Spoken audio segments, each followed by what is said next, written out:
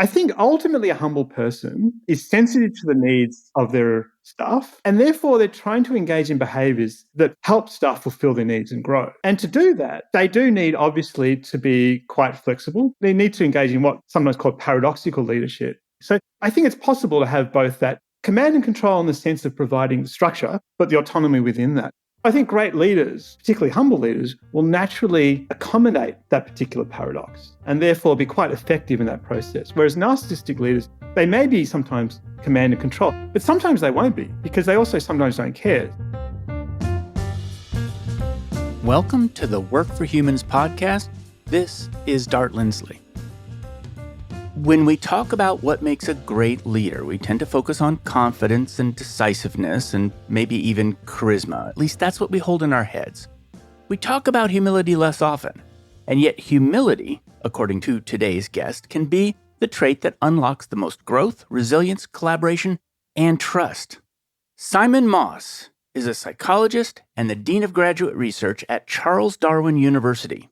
He's also the founder of Radical Humility, a movement and research initiative that examines how humility, when it's intentionally designed into leadership and into culture, can reduce narcissism and build more human organizations.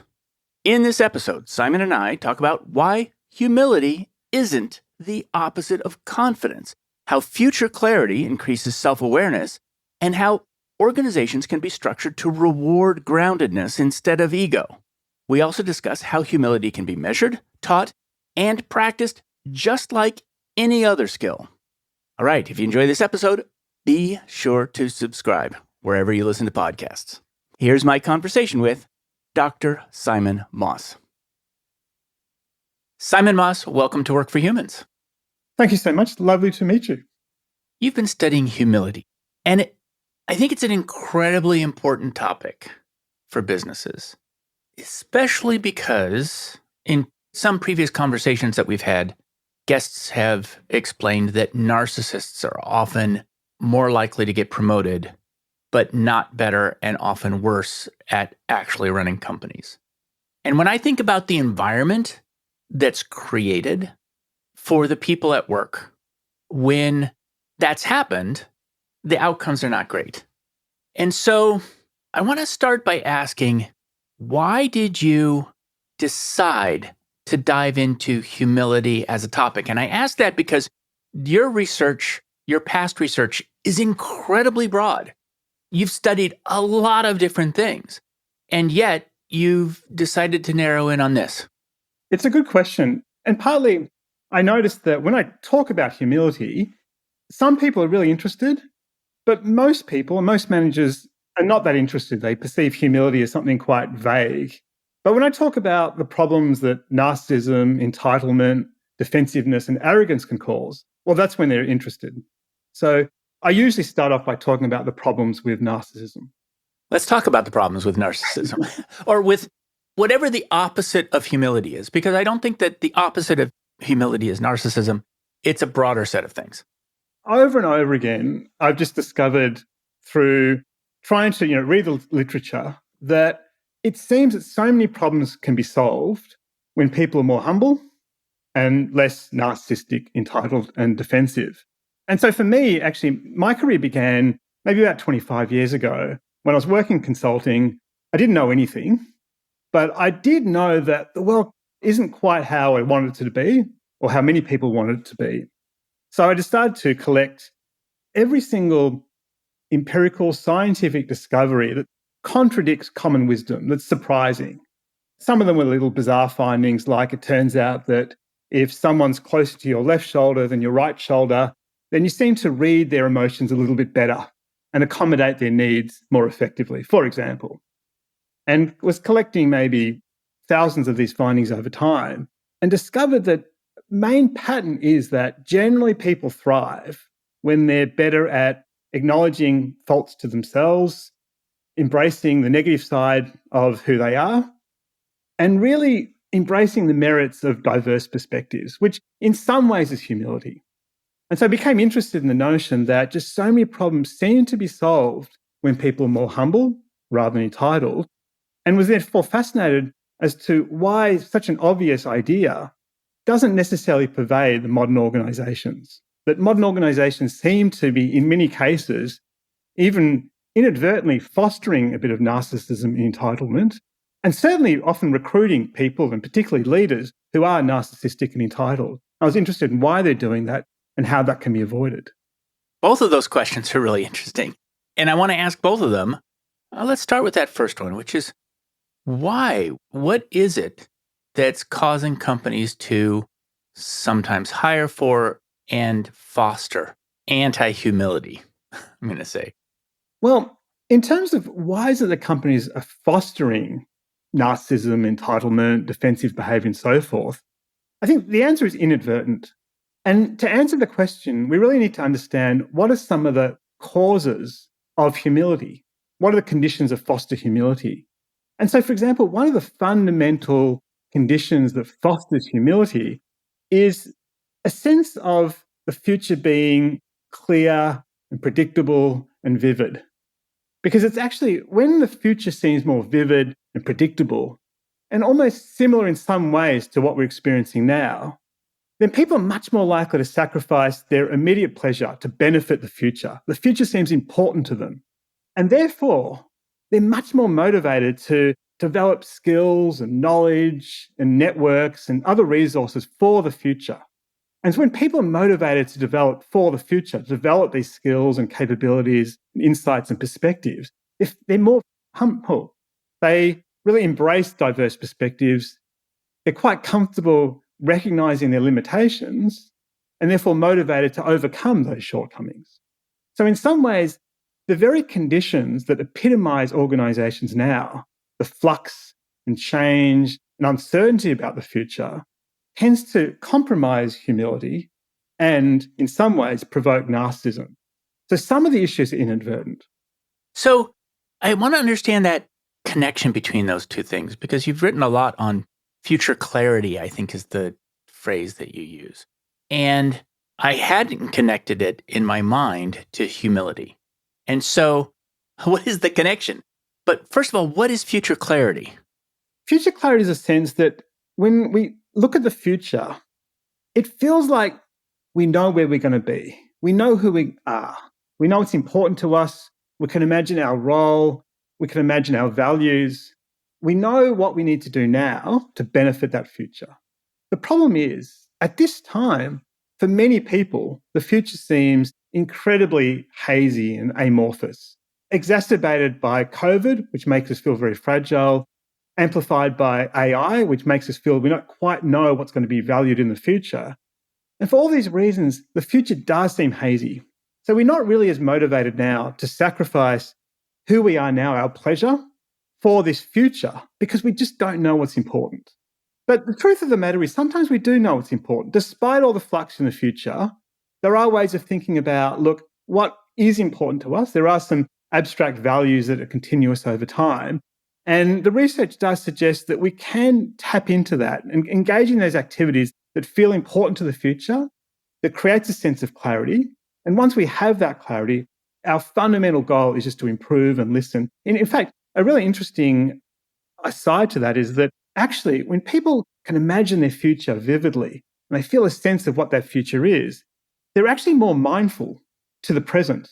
And the reason for that is that when they've had that future sense of clarity, and therefore they're really trying to develop skills and networks and capabilities for the future, everything now seems interesting. Everything now seems important to them. They're not just trying to feel better by biasing their attention to what makes them feel better now.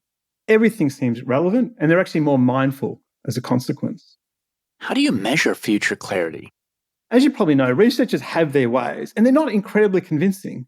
They usually ask a few questions like, does the future seem certain to you? Does the future seem hazy to you? And those sorts of things. And that's the way we've been measuring it so far. I think hopefully we'll find better ways, but even those simple measures have been shown to correlate with the sense of resilience and a preparedness to engage in activities that are useful for our future. So, for example, we know that people who just say things like, the future seems hazy to me, are more likely to consume unhealthy foods and engage in unhealthy practices because their fundamental goal is just to feel better now rather than worry about their future. And it's not necessarily a clear idea that the future is going to be good. It could be a clear idea that the future is going to be bad. I'm asking because it's clarity, not optimism.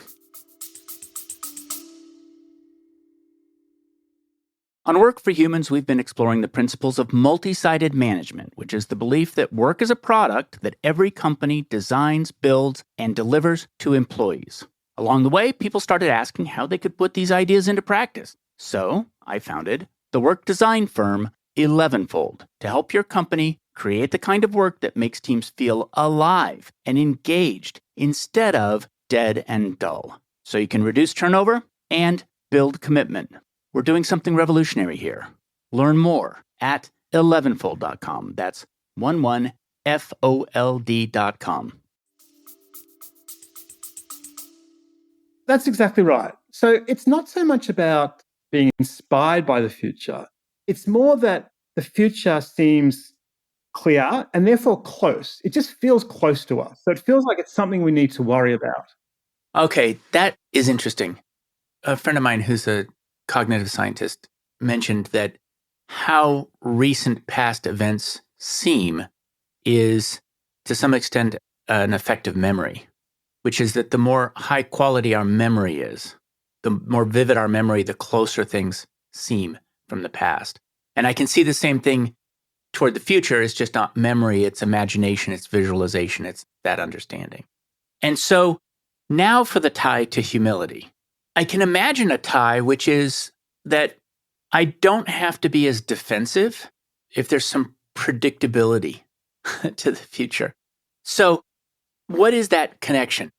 Probably the best way of thinking about it is to actually think about narcissism for a moment. So how do we define narcissism? And there are obviously many different definitions, but what is probably the essence of narcissism, entitlement, and related concepts are people who experience two properties. One is that they are obsessed with status. They really want to be seen as very high in rank and prestige and so forth. But secondly, they want that status now. And so as a consequence, rather than try to develop skills and qualities and credibility and insights and a range of achievements, they just want to be perceived as good and important and high in status now.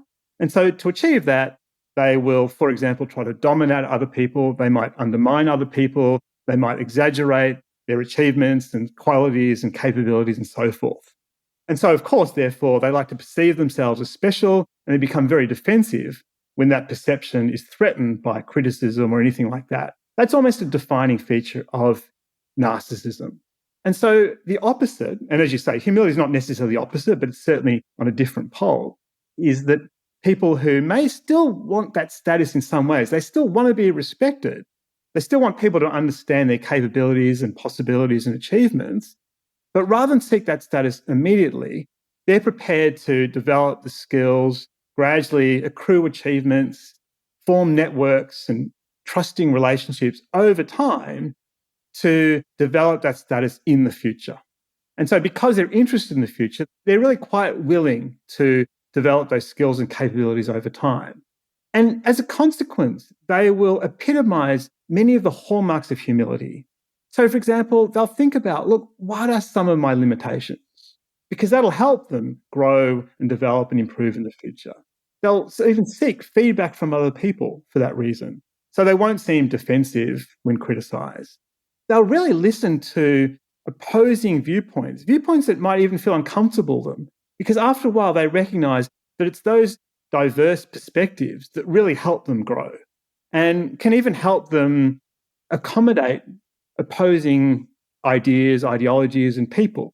And so for all those reasons, they really epitomize what I would regard as humility, that capacity to challenge themselves as really be open to alternative peoples and perspectives. You're the Dean of Graduate Studies. Is that the right title? That's right. So you're the Dean of Graduate Studies at your university. Does that mean that you have some, as a part of your responsibility, guiding research methods in the psychology department with the graduate students? And in fact, yeah, across actually all departments. So although I'm a psychologist by trade, the role is for all different departments. And there's no doubt that a huge part of the role is to foster good research practice.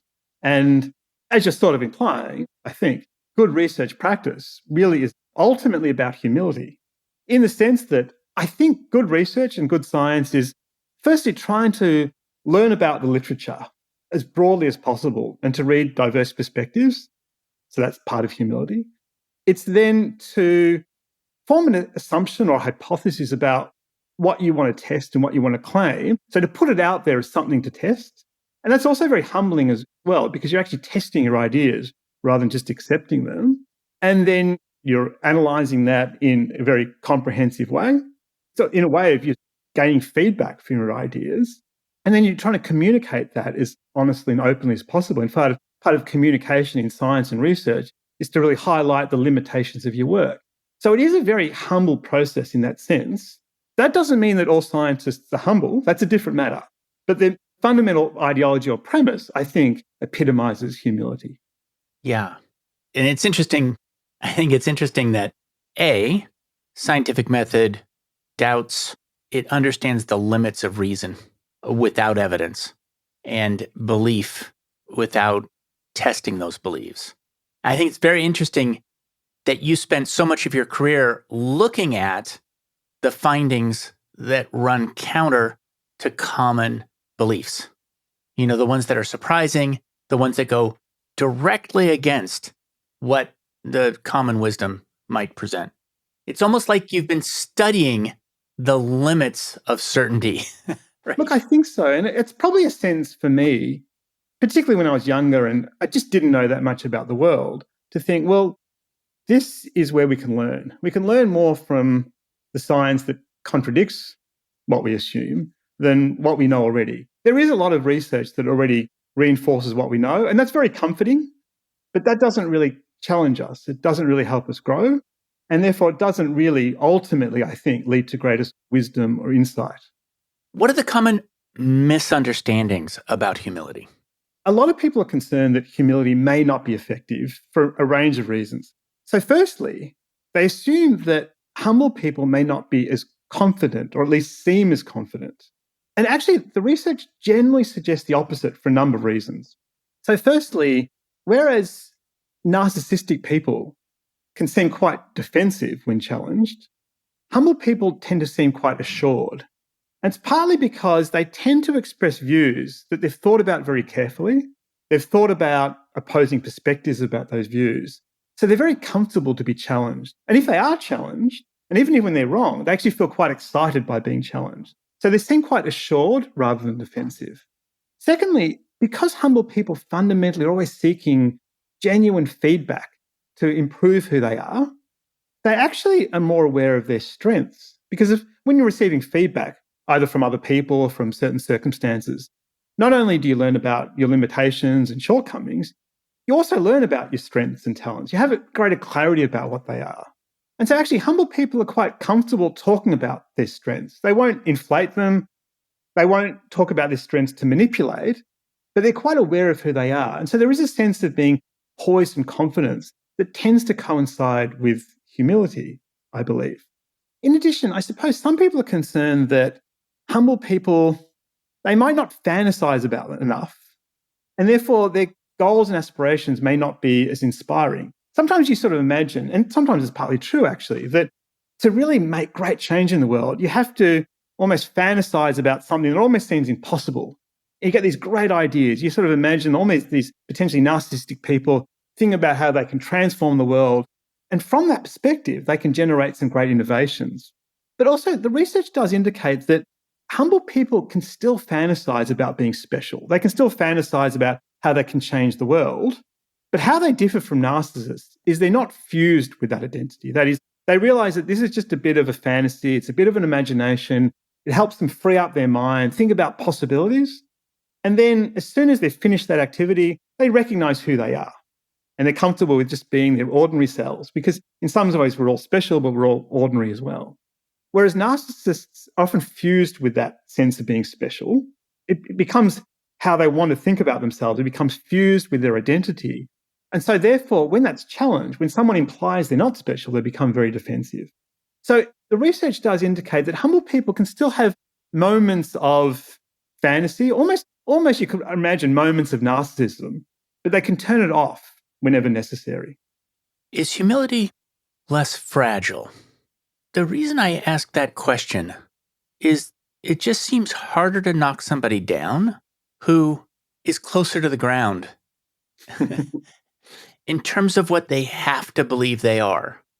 I think that's entirely true. And in fact, one of the ways in which we want to help foster humility is to show people how this humility, which can be developed over time, actually greatly promotes resilience and ultimately well-being for a number of reasons. So, for example, one of the reasons is that, similar to what you're implying, when people are humble, they really want to and feel compelled and even inspired to improve and develop, as I mentioned before.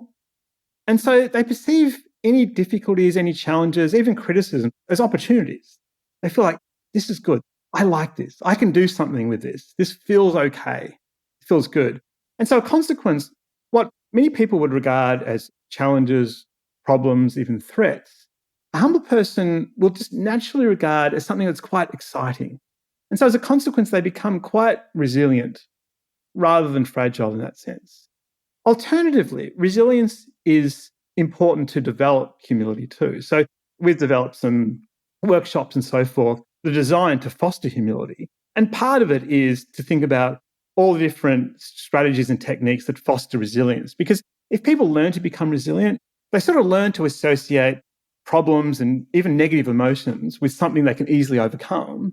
Then they're much more comfortable with feedback. They're much more comfortable with being challenged. And so they'll come across as humble whenever problems arise. So the relationship between humility and resilience is bidirectional in that sense. That's interesting. So it's something that can be practiced by getting back up, by learning you don't know everything, and then figuring it out. That sort of activity. Is there a third category of thing? Right now we're talking about sort of polar positions. But it seems to me that there could be something on the other side of humility, which is helplessness, which is not just I'm comfortable with my imperfections and self-aware of them or my limitations, but actually to feel those limitations and not be resilient. I remember there was this picture, I'm trying to remember, maybe you remember. It's a picture of a mouse, and it had learned to be defeated. Mm-hmm. And I think it's called Defeated Mouse. Mm-hmm. Yeah, like that learned helplessness. Yeah. And it's the most pathetic little mouse I've ever seen in my life. I look at it, I just feel sad. It's got its little paws are just sort of limp, and it's sort of looking down. And I'm wondering if that's on the spectrum or if it's a different thing. It's a very good question. It has to be related to this issue, of course. But I'm imagining it's in some ways opposite to humility, but not necessarily the same as narcissism, of course. It is a sense that, someone is obviously feeling and aware of problems. They're being, in some ways, sort of punished all the time, and they don't feel they can do anything about it, which is essentially what that learned helplessness is. But I think the difference is that fundamentally they have a feeling that there's nothing they can do about it. And one of the determinants of humility is that feeling that you can grow, essentially growth mindset. So we do believe that that growth mindset, that belief that who we are fundamentally is quite malleable and modifiable with practice, is quite essential to these hallmarks of humility. Because without that, as you say, people aren't really embracing feedback. They actually want to avoid the feedback. So I think that learned helplessness will not manifest as humility despite the awareness of limitations. And it's important to realize that humility overlaps with lots of different concepts, like low self-esteem, and it seems like that, but it's fundamentally different. Humility might entail several features, some of which align with this learned helplessness, but very few do. You know, I think one of the things that hovers around this is, I'll tell you where I'm going to get with this, which I've been wanting to ask somebody about this for a while. The relationship between humility, narcissism, and command and control behaviors versus essentially gardening of a community and growing people up. And all this discussion about the definition of humility is really helping with this. But I think that I fear because I'm not going to blame other people for this, have often had the feeling that in a company, it's necessary to pretend competence. And in fact, I got over that a long time ago, so I'm okay. But companies often demand that you be something that you're not, and that's what they're going to measure you on. And so it puts you into a position where you need to pretend to be something that you're not. And that's not the opposite of humility. You may actually be humble, but you're certainly put into a position where you fear that admitting that you're not the thing that you're supposed to be is considered weakness and failure. Am I making up that pattern? Or It's a fascinating dynamic.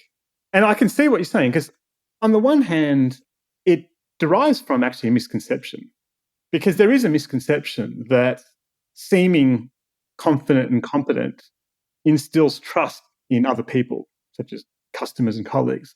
Because the evidence is to some degree quite the opposite. So, for example, if you're watching a presentation, maybe a speech, it's a complex, challenging speech. The person who shows that they're a bit uncertain and asks questions, such as, can you clarify this, is actually the person who will seem the most credible. Because people naturally sort of think, well, this person is obviously, they're very curious. They're quite happy to acknowledge when they don't know something, so they must know other things. And they're probably quite wise. Now, it doesn't always work that way. Obviously, if they ask a really silly question, it might not seem so competent. That's a different matter. But generally, asking questions about particularly challenging ideas actually improves credibility. So I think there is a misconception in organizations. But you also brought up a very interesting concept, which is the notion that there might be people who really have embraced the hallmarks of humility, but still, just because of the misconception of the organization, feel they need to maybe inflate their competence and so forth. Look, if they're doing that because they're just following an instruction, I don't think that's a problem. It doesn't undermine their humility. They know what they're doing. They're in some ways being respectful to a manager who's demanding them to do something. I don't see a problem with that. I don't think that's not humble. They might not be epitomizing humility at that moment, but they're still generally experiencing the benefits of humility because they're comfortable with who they are, they know who they are, and they're still embracing diverse perspectives. And if indeed, they may be embracing the perspective that differs from them, which is that sometimes we need to act competent. I mean, that's different to what their perspective is. A defining feature of humility is to try to embrace and think about the merits of these different opinions. And so in some ways, I think they're showing humility by not being humble at that moment. I'm reminded of the quote, it was Francis Bacon. Of course, scientific method. I should have guessed. If a man will begin with certainties, he shall end with doubts. But if he will be content to begin with doubts, he shall end in certainties. And of course, there's more than one Francis Bacon, but I'm pretty sure that this is the one who laid out scientific method.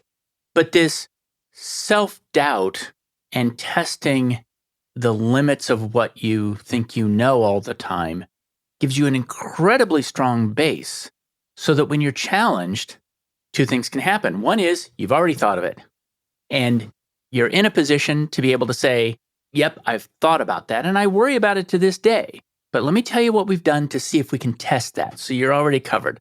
The other possibility is somebody challenges you with something that you hadn't thought of before and you're able to say excitedly, that is a fantastic question, and that needs to be something that we go after next, but none of it's a threat.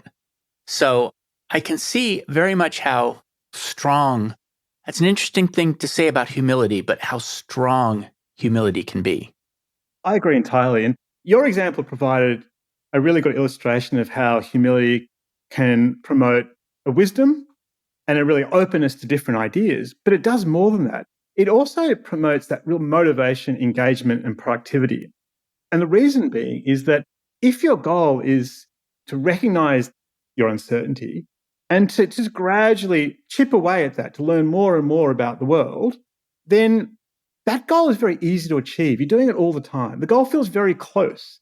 It feels like I can achieve this goal now. And when a goal feels close, when a goal feels looming, it's incredibly motivating. It really energizes us.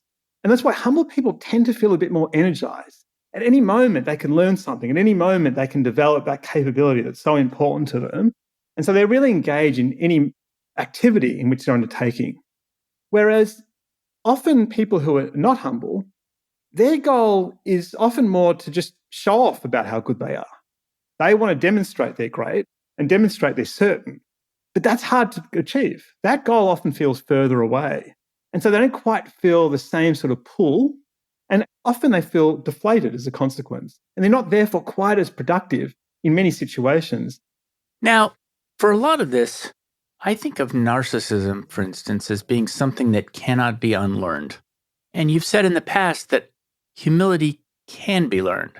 Help me resolve that in my mind. It may be wrong. It's interesting. There's no doubt that our level of humility can improve over time. I can talk about how later. And therefore, as you're implying, it means that our level of narcissism can diminish. Now, to some degree, we all show some signs of narcissism entitlement. It is a spectrum, and therefore we can shift in that spectrum. I think your question's implying there are some people who we regard as pathologically narcissists. It's quite extreme, it's very noticeable, it's very dangerous. And so the question is, can we change that? And I suppose in practice, it's not easy. In principle, it's possible. There's no reason why in principle it can't happen. In practice, there are too many reinforcing factors for that person. So it's not that they're always narcissists. It's more that when things go wrong, their fundamental go-to strategy is to act narcissistically, and that makes them feel better at the moment. So they're sort of reinforcing that narcissism all the time. Having said that, a product that I've been working on for a while, and I'd love people to just try it for free because it's interesting, is to think about how we can slightly shape these pathological narcissist people over time. I mean, in practice, if ever possible, if there's someone who's very narcissistic and very entitled, the ideal would be to try to avoid them. There's no doubt that they will be very difficult people. Most of the difficult people we know in our lives, most of the people who've created problems for us, have definitely some signs of narcissism, entitlement, and so forth. And even some of the other negative personality traits like psychopathy will tend to still show signs of narcissism. And so ideally, we'd like to avoid these people. But sometimes, of course, we can't. It could be a boss, a colleague, a neighbor, a relative, and so forth. They're just part of our lives. So the question then becomes, is there anything we can do just to shape their behavior a little bit, to diminish that level of narcissism over time? And I think the answer is yes. And partly it's yes because, of course, narcissism is a strategy that people use to feel better. It's not necessarily part of who they are, or it may become part of who they are, but it is a strategy. So the question is, can they learn other strategies and can that be reinforced? And so what we've been working on is just a series of activities that people can undertake to slightly dent that narcissism in people and show them other ways of being that could be reinforcing for them and ultimately change some of their approaches and strategies. And it's not that hard because, of course, one benefit of narcissism is they're pretty transparent. We know what they want. They want status. So if you can give them status now with something that epitomizes humility, well, that could be a strategy they develop over time. So it might be even saying to people something like, look, I noticed that you've got some great ideas, but some of these people aren't listening because maybe they're a bit defensive. Maybe you can sort of show them another way. Or I've noticed that some of these people, they don't seem to be listening to you as much. But maybe if you said this, you said you're not sure, that could convince them more, for example. Now, that's quite explicit, and they may not respond very well to that. That'll only depend on the position you're in. But it might be implicit. It could be you subtly praising someone, giving status to someone who shows humility in a very subtle way. It might be saying, this person, they obviously know what they're doing because they're really happy to admit their faults. That might be a little bit transparent, but something like that can be useful. And so we're trying to put together a whole lot of strategies that just in some ways show that people who are humble can be rewarded, can gain status very quickly, and that could be a strategy that narcissists use in their own life. One of the retorts to that people will say is that, well, that's all very well and good. People can sort of act humble for a particular purpose, but that's not the same as being humble. That's partly true, but having said that, what we're hoping is that there's something very reinforcing about showing humility. As soon as you sort of have that sense of saying, you know what, I'm not sure about this, I'm going to learn that later, it feels pretty good. And it can be reinforced straight away. And then gradually over time, people can develop a whole range of other humble skills that can be quite useful. And humility is not simple. It's not just a matter of acknowledging a problem or a limitation. It's much more than that. It's a skill that can be developed over time. And there's a whole range of different skills, such as sort of recognizing strengths in other people or whatever it might be. But all these skills feel quite reinforcing, and they might therefore become more entrenched over time. Now, you've written that organizations, so not just people can be humble, but organizations can be humble. How does that manifest? It manifests ultimately in an organization that deliberately fosters the conditions that promote humility and all the benefits of humility, such as resilience, better relationships, reputation. So, for example, one of the main impediments to humility in organizations, in staff, is the fact that people just feel too busy and overwhelmed. And the evidence is pretty clear, which is that actually when people feel overwhelmed and inundated, they feel incredible time pressure, which is really almost universal in so many competitive organizations now. They don't really feel they can change. They don't really feel they've got the time to improve. As a consequence of that, their motivation is not to grow. So they're not interested in other views. They're less likely to be humble and so forth. So a humble organization, as an example, is one that tries to find opportunities to diminish that time pressure that people experience. It doesn't mean that people don't have stretch goals. It doesn't mean they're working hard. But that sense of pressure, that feeling that you have to rush, is diminished. And there are many ways of doing that. For example, it might simply be that organizations reward people who diminish the workload of their colleagues. So it might be simply that colleagues would be encouraged to maybe identify ways in which they can help other people. A simple example would be that if everyone has to read this horrible document on a new government policy, that someone just highlights those few sections that are relevant to the organisation, saving a lot of people time. And suddenly when people sort of feel like, they've got a bit more time than they expected, that's when they're more likely to try to learn and develop and not embrace humility. The problem, however, is that people don't usually feel that way. We usually don't feel we have the time we need, primarily because of a problem you probably know about called the planning fallacy. In fact, everyone knows about it. We just don't necessarily know the term, which is that basically everything takes longer than we predict. I mean, it doesn't mean it happens every time, but it is a systematic bias that when we predict how long we'll need to complete a task, it tends to take longer. As a consequence, we always feel we're behind. We always feel rushed. We don't really feel like we have the time to learn. And so organizations that deliberately try to diminish this problem will foster humility as a consequence. I thought it was just me. It's a whole syndrome. That's great. Really, that's very affirming. You know, where I have seen companies, by the definition that you're describing, I think, become narcissistic, is during layoffs. Because what happens is the fear is all of a sudden everywhere. And that fear, it's very tied, when I think about it, to clarity of the future, which is now I'm having to live in a situation where I know my job's under threat. And why would I invest in a future when the risk-adjusted value of that investment is so low? One of the things I saw, and I think it was one of your studies, was a ranking of universities by their humility. How did you do that? Well, I haven't finished it, actually. I have to say, it's more a hypothesis or a fictional possibility rather than a completed exercise.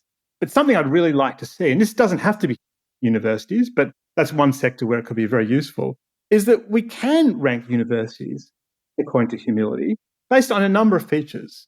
So, for example, it's not very hard to measure the humility of social media posts. We can actually do that already to some degree. It's not very well validated, but it's something that's happening. You can measure, for example, the extent to which when people post something, they seem to be recognizing they're not sure, there's multiple sides, they're trying to, in some ways, integrate different perspectives. It's not that hard to measure. So we can measure, for example, the social media posts of students. We can measure the extent to which humility is something that is fostered in students. We can measure the extent to which the protests of students are sort of reasonable as opposed to extreme. There's many different indices that can assess the humility of universities. And I think it's really important because in the future, and maybe in the very near future, employers will become much more interested, I believe, in recruiting humble people because they know they're not narcissistic. And so, employers will really want to know which are the universities that are churning out the most humble students And if we can measure that as some sort of ranking, then universities will be increasingly motivated to foster that humility over time. And the reason why I believe that employers will become even more concerned about narcissism in the future is a number of reasons. Firstly, I do think that narcissists will be able to cheat and get the jobs they don't deserve even better in the future. So they can use AI now to completely transform their CVs. They do it already, but I think they'll be able to do it better in the future. But secondly, I think that with advances in technology, there'll be better ways of identifying humility and narcissism. We can do that already to some degree. We know that actually, for example, even some features of people's LinkedIn posts can epitomize narcissism. There are certain features that are more common in people who are narcissistic than people who are not. There's a whole lot of other tests as well. Not that we want to script the tests, but can we talk about what some of those features are? Well, I mean, that one's pretty obvious. It's things like, in their cover letter, they show that the cover picture in LinkedIn, if there are a lot of photos of themselves as opposed to other people, they tend to be more narcissistic. It doesn't mean it's always that way, but there was a reasonably high correlation. But over time, I think that employers will be using many more sophisticated measures. So, for example, you probably know about implicit association tests, which are basically computer tasks. And they're little computer tasks that determine whether or not people associate the word humble with themselves or narcissism with themselves. And that does seem to measure narcissism. And they're very clever little tests, and you can't really fake them very well. They might be a little bit unwieldy, so they might not be used often, but they can be used. There's another nice little test, which I probably shouldn't mention given how popular your podcast has become, so I'm probably giving secrets away, but it's just another example where it's called overclaiming. And it's basically testing whether or not people claim they've heard of things that don't even exist. So, for example, in an employment interview, you can provide a series of authors that are relevant to your discipline. You can ask the candidate, how many of these authors have you read their works before? And if they claim to have read works from someone that doesn't exist, they're probably overclaiming. They're making it up. And that does seem to correlate with narcissism. And so there'll be a whole lot of these measures. I think employers, therefore, will think that actually they've got the capability to avoid narcissism, and they will do so. And I think soon they'll learn more and more about the problems with narcissism. It's interesting. It's really only a term that's become so popular in the last, I'm not too sure, what do you think, 10 years or so? It's definitely a term that's sort of burgeoned more, but we still don't quite understand the benefits of humility. That isn't something that is quite as commonly understood. It's something that's still mentioned occasionally, but not to the degree that I think it will be in the next 5-10 years, because research does seem to suggest that humility does seem to correlate with all the personality attributes and traits that people like. So it's something that I think employers will look for more in the future. And so therefore, universities, for example, that can show that their students are humble will tend to have an advantage. There's a lot of questions that spin off of that. I heard a story that was a comparison of Yale and Stanford as universities. And it had to do with how the onboarding was done for new students. And at Yale, the framing was, look at our glorious history. You now get to be a part of it. Or you now get to earn your place in that glorious history. Stanford was not about history at all. Not about the history of Stanford. It was entirely about the future. It was saying, you're here, you belong here, make the future. And I have to say that one of those, the Yale version, and this is totally apocryphal. I don't know if it's true. People from Yale are going to send me hate mail. But resting your worth on past success and boosting your reputation based upon past success versus basing the reputation of a university on what could be, it certainly seems like the first one is more fragile. But I don't know. It's a fascinating distinction, and I hadn't thought of it before. I could say that part of it depends on what that past characterization of the university is. Because if it characterizes them as not necessarily elite, but as people who really want to, for example, change the world, improve the world, create fairness, listen, learn, and so forth, I still think that's a pretty positive message. It may not be as good as the future-orientated message, but it's a very positive message. But we do know, for example, that those people who regard their education as elite and use that term are more likely to be narcissistic. So even though education generally is positively related to humility, elite education is negatively related to humility. And so there are some concerns that some of those universities need to consider.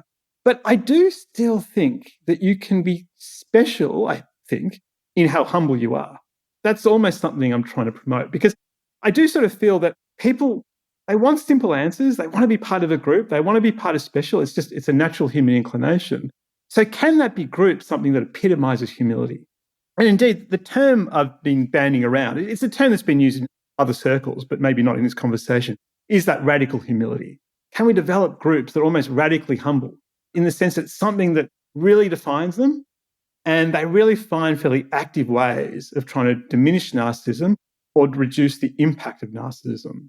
As one example, and this is more, again, a fantasy, but something like this could happen in the future, and I don't exactly know what it would look like. I could certainly imagine a social media platform that prioritizes humility in the sense that it identifies which are the users that tend to be humble in the way they talk, or which are the users that have engaged in workshops or courses or other development that tends to foster humility. And so we identify those people, and then we prioritize those people in the social media platform. We prioritize their posts because there are a lot of benefits with that. One is the fact that it means that most of the posts we're reading are emanating from humble people and therefore are likely to be more considered rather than extreme and misinformed. And secondly, of course, it's fostering more humility. It's rewarding people who are humble. And so maybe more and more people will be humble as a consequence. So I do see that as something that could happen at some level, whether it's a small social media platform or broader.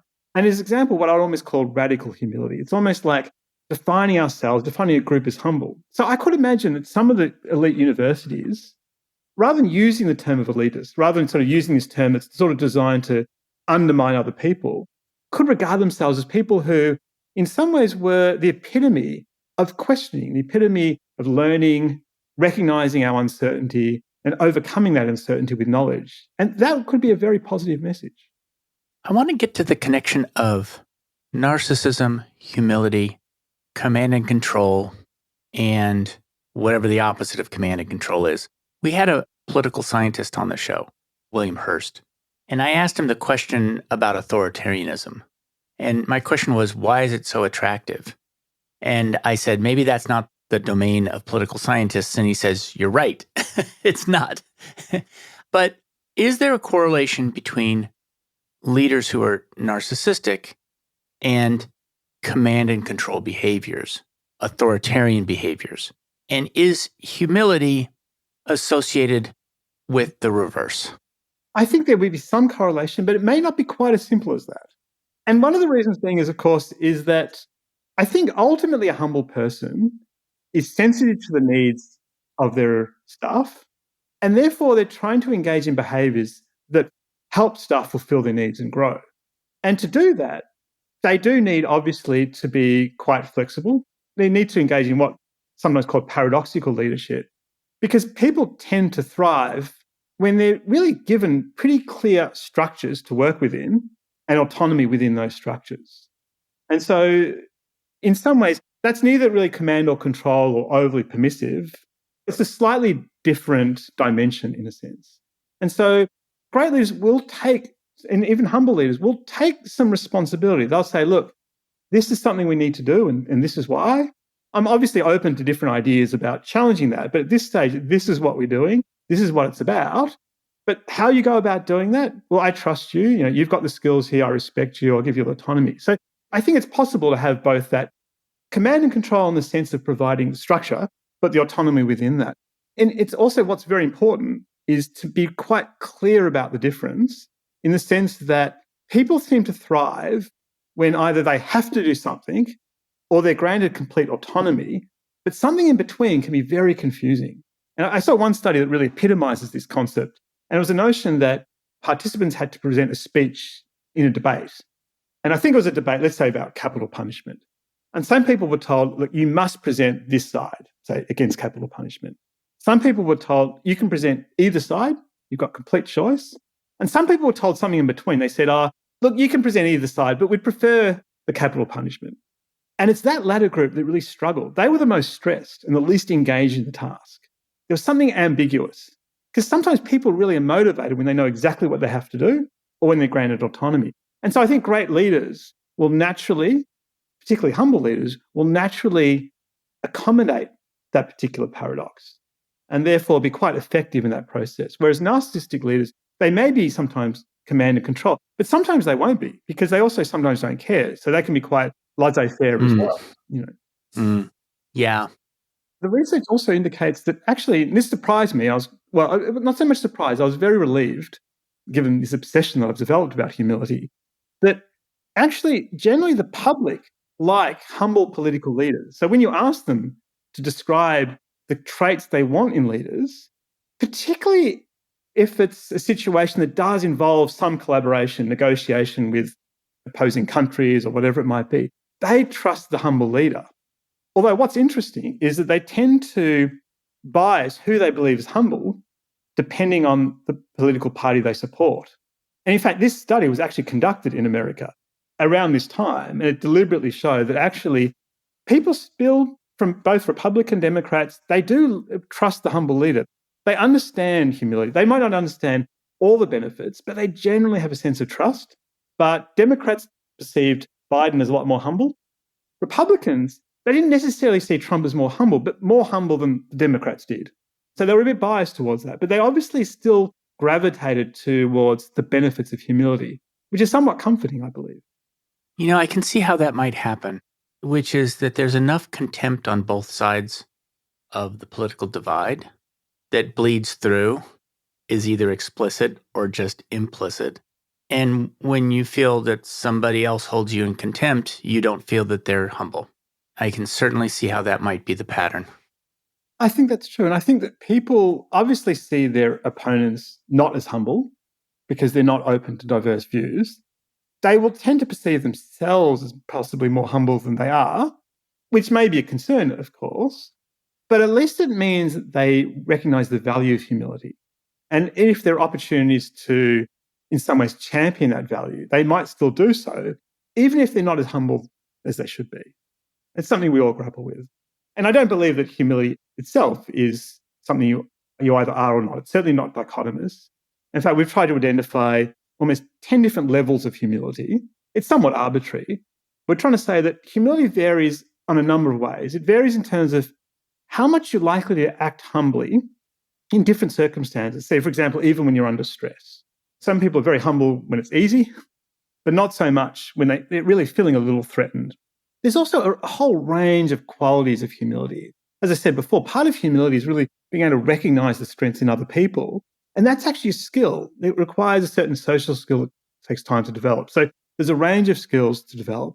And sometimes for some people, humility is much more natural and seamless. It's something they do. Whereas for others, it's a little bit more forced. They know they should, and they're imposing on themselves. And so these are different ways in which humility can differ. And so we've tried to distinguish 10 levels, partly to highlight that humility is something we can develop quite quickly, but it takes a long time to really entrench, to generate all the benefits that people can enjoy. There's a list of practices that you've written about that build humility or encourage humility. And I want to read through them, partially in case we missed one, but also because there may be a few where I'm confused and I want to bring something out. And there may be one where you say, I want to clarify that one. So one is seek modest gains incrementally over colossal gains suddenly. Second one, do not assume that one solution will ever become the only solution or even the best solution. When choosing which approaches to pursue, prioritize options that your opponents would also embrace. That's a beautiful one, and I don't think it's one that everybody picks up instinctively. Appreciate the benefits and opportunities in the unfamiliar, the unpredictable, and the uncomfortable. Would you say that putting yourself into new situations is a way to build humility? Or is it actually evidence of humility? It could both be. I agree with both. It definitely is a manifestation of humility in some ways, but it also is very humbling. And we've all had those experiences where we've almost been surprised by the amazing advances or insights or perspectives of people that we may not have regarded so highly before, we hadn't even thought about before. So it's incredibly humbling whenever we travel, go outside our comfort zones and those sorts of things. There is evidence, of course, that when we're exposed to very diverse cultures and perspectives, just general wisdom, innovation, creativity tends to improve. And I believe that capability is also critical to humility, because one of the reasons we struggle with humility is that some people are just not that good at reconciling diverse perspectives. They might hear something that's different to what they've believed in the past. And it's more they haven't quite developed the capability or equipment, essentially, to integrate that view with their existing perspectives. And it's very hard to change what you believe. It's very unsettling to change what you believe. But some people almost have the intellectual capability to integrate a diverse perspective with their current understanding of the world. And that intellectual skill can improve humility as a consequence. And I think being exposed to more diverse perspectives, communities, ideologies, and so forth, and really trying to embrace them, actually can help develop that skill, develop that capability to reconcile conflicting perspectives, needs, and goals. We had David Obstfeld on the show recently who spoke about the role of the broker in networks. One of the things he described was the broker's ability to impersonate the perspectives of others. And so if there's group A and group B, the broker could get into the persona of group A to explain it to group B. That's an interesting connection between those two things. Yeah, that sounds like an amazing skill. And something I've also thought about, how do we encourage in organizations? I didn't hear that podcast yet, but I'd love to know, how do we foster that capacity to really understand the perspectives and skills of other individuals in the workplace? And it's something I've always really wanted to think about, how do you do systematically? Because that capacity to know not only the perspective, but even what those people can do, what they've learned, is not only a sign of humility, but an incredibly useful skill for connecting different people, identifying who can support you, and those sorts of things. But it's not something that I see cultivated systematically a lot in organizations today. I'm going to keep going through this list because I think each one is important. This is the list of things that are practices that encourage or exemplify humility. Practices that imply that people can grow help people grow. What is one of those practices? Well, and this comes down to the issue of that sort of growth mindset, right? Now, we all know that it's very important, or it can be very helpful at least, to believe that people are malleable and modifiable. The problem is that although this conversation has pervaded so many organizations today, which I think is very useful, the conversation of how to foster that belief that we can grow is a little bit more limited. We don't know how to instill the belief that people really are modifiable, can change. So an example of a pretty good practice, say, in organizations, would be to say to people, look, one of your tasks, maybe as an individual or group, is to identify some attribute that's hard to change. It could be resilience, it could be confidence in public speaking, could be even intelligence. And your task is to identify all of the ways in which we can develop that skill, to develop that skill yourself, and to help other people develop that quality. And even just that pursuit, that goal, even if it's not fulfilled, just implies that people can change, and therefore fosters that growth mindset and increases the humility. But this principle is pretty obvious in organizations, but it's not as obvious in social policy. So, for example, it has great bearing, obviously, on the prison system. The extent to which we prioritize prisons as places of rehabilitation versus places of punishment or protecting the community is very relevant to this conversation. If we perceive prisons as places of rehabilitation, and there's many subtle ways of doing that, then obviously that just implies that these prisoners can grow. And it greatly changes the likelihood they will, and it greatly reduces recidivism as a consequence. That's so funny because I just said, I don't think narcissists can change. So I was just now, I was showing the exact opposite. I should counter that by saying I agree with you that in practice, it's very hard. And the reason why that's very important is that if you happen to be, for example, in a relationship with someone who's narcissistic and you're being, say, mistreated, the belief that you can change that person can be very, very dangerous. It doesn't mean it's not possible, but believing that means that you may sustain a relationship that's obviously not interesting, very destructive. So it is understandable to highlight the notion that pathological narcissism or severe narcissism is relatively immutable in practice. But it doesn't mean it might not be in principle in the right circumstances. Which ties into some of your research into positive thinking and how positive thinking is actually, in many cases, not effective. But we won't go down that path because we're mostly talking about humility. So, 3 more. Disrupt the extent to which increases in status, often emanating from luck, ignite further increases in status. It's a very interesting one. Reward and encourage transient sacrifices now to benefit our life and society later. Uncover opportunities to empower and to relinquish power now in order to attract support later. So, what's interesting about this list is I almost feel like this could be a list that was created by a religious leader. These are virtues in many cases. These are really wholesome things. Help others, empower others. So I want to get to my closing questions, which I think you've probably heard on other episodes. What do you, Simon, hire your job to do for you? Well, I can answer this question by relating to my own experience of humility, by the way, and what I'm grappling with. Because, like most people in the world, I discovered that most of my own problems occurred when I was being defensive. I wasn't a particularly narcissistic person, but I wasn't a particularly humble person either. And I often found myself being defensive. I didn't even realize it until other people pointed it out. So it's one of the reasons I became quite interested. But now that I've taken this journey, I often sort of think about, look, where are my levels of humility at this stage? Because actually, when I talk about humility, as I have on this program, I'm not very humble about it at all. I'm actually quite resistant to other views.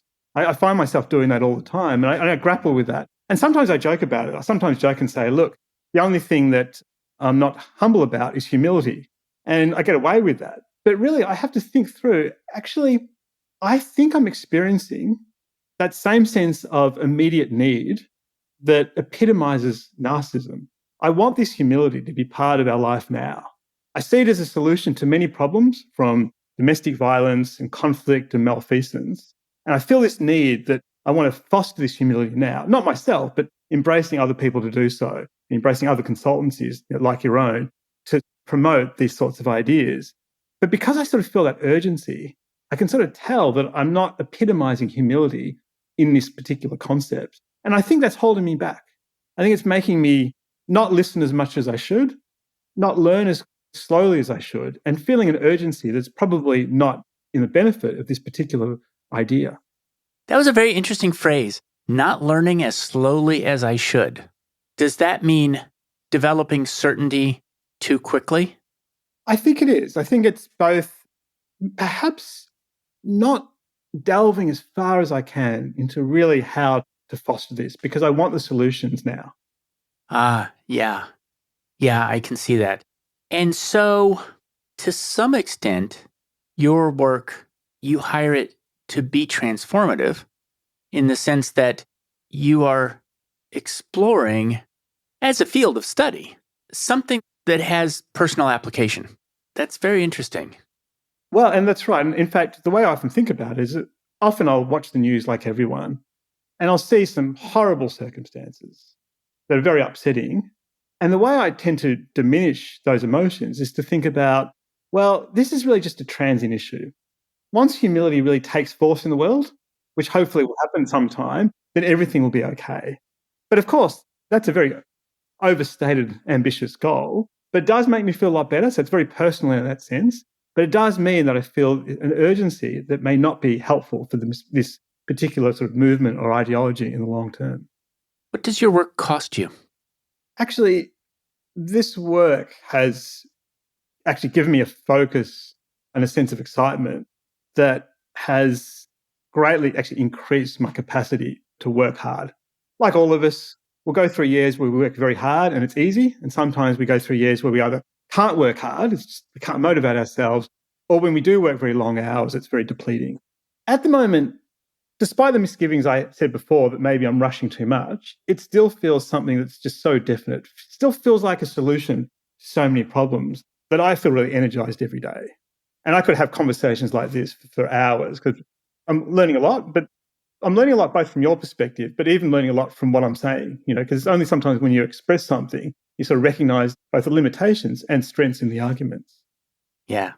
That's one of the great things about recording so many conversations is you can go back and you can listen and say, that was good or that wasn't good. But a lot of times you say things in the heat of the moment that actually are quite good. You're like, no, I'm going to reuse that. Well, thank you very much for coming on the show today. I really appreciate it. Where can people learn more about this? So I'm just about to actually launch a website about this issue called Radical Humility that will summarize basically the literature on humility and narcissism, as well as specify all the different activities that individuals and workplaces and potentially governments can achieve to foster that humility. But in the meantime, if anyone's interested in talking about this issue, I'd love to hear from them. This is something that I'm so motivated about. I'm happy to spend evenings and nights doing so. So they can always email me. And at the moment, I can present my email address in the podcast. Thank you very much. Thank you so much. Thanks for joining me for another episode of Work for Humans. If you enjoyed this episode, please give us a 5-star rating wherever you listen to podcasts. And share the show with one person you think would get value from it. Believe it or not, this really helps us grow the show and reach more people who want to build the kind of work that people really want. As always, thank you to my producer, Jason Ames at Ninth Path Audio for his insights into content and his high standard for quality. Final note, the opinions shared here are my own and not the views of Google or Cisco Systems. Thanks again for listening. See you next time.